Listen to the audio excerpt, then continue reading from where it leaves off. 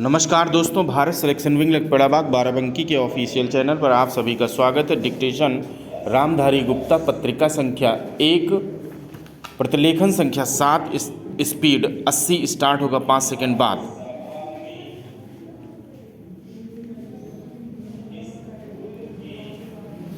महोदय, हर युग का एक मुख्य स्वर होता है।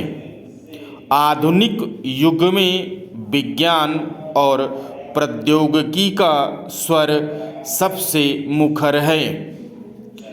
आज जिस वैज्ञानिक युग में हम रह रहे हैं, 17वीं शताब्दी के बाद उसके निर्माण में सबसे अधिक योगदान यूरोपीय देशों का है। यह बात अलग है कि इससे पहले भारत, चीन और अरब आदि एशियाई देशों ने विज्ञान के क्षेत्र में अनेक उपलब्धियां प्राप्त की थी और यूरोप के देश इन उपलब्धियों से लगातार लाभ उठाते रहे। उल्लेखनीय है कि जब एशियाई देशों ने वैज्ञानिक प्रगति की थी तो विज्ञान व्यवसाय नहीं था, वरन उसे ज्ञान की ही एक धारा माना जाता था। लेकिन आधुनिक युग में विज्ञान हमारे जीवन का अभिन्न अंग बन गया है और कोई भी देश विज्ञान और प्रौद्योगिकी की प्रगति के बिना आगे नहीं बढ़ सकता।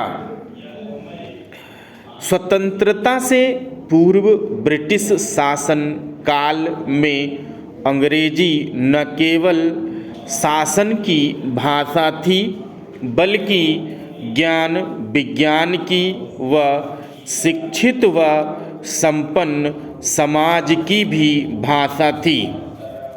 लेकिन यही वह समय था जब अनेक संतों, सुधारकों, मनीषियों और नेताओं ने अपने विचारों के प्रचार व प्रसार के लिए हिंदी को माध्यम बनाया।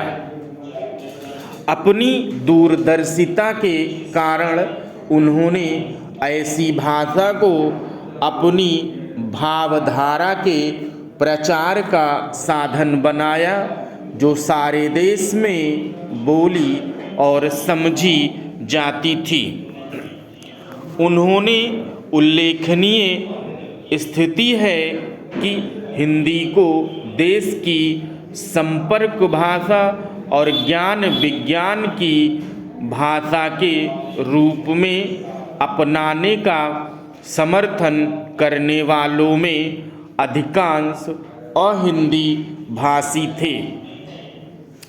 स्वतंत्रता संग्राम की इसी पृष्ठभूमि में भारत के स्वतंत्र होते ही भाषा के प्रश्न पर नए सिरे से विचार हुआ और हमारे राष्ट्र निर्माताओं ने बड़ी सूझबूझ के साथ संविधान में देश की 15 भाषाओं को शामिल किया और हिंदी को केंद्र की राजभाषा के रूप में स्वीकार किया।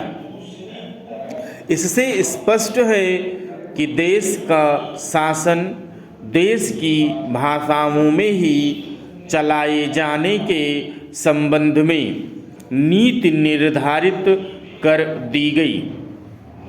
भारत एक विशाल देश है जहां अनेक भाषाएं और बोलियां बोलने वाले लोग रहते हैं।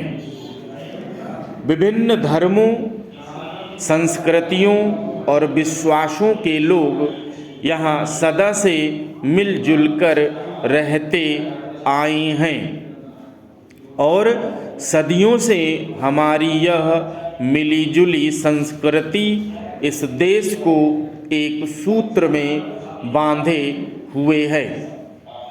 इसी एकता को मजबूत करने के लिए और इस महान संस्कृति की विरासत को बनाए रखने के लिए ही संविधान में सभी भारतीय भाषाओं के विकास पर जोर दिया गया है।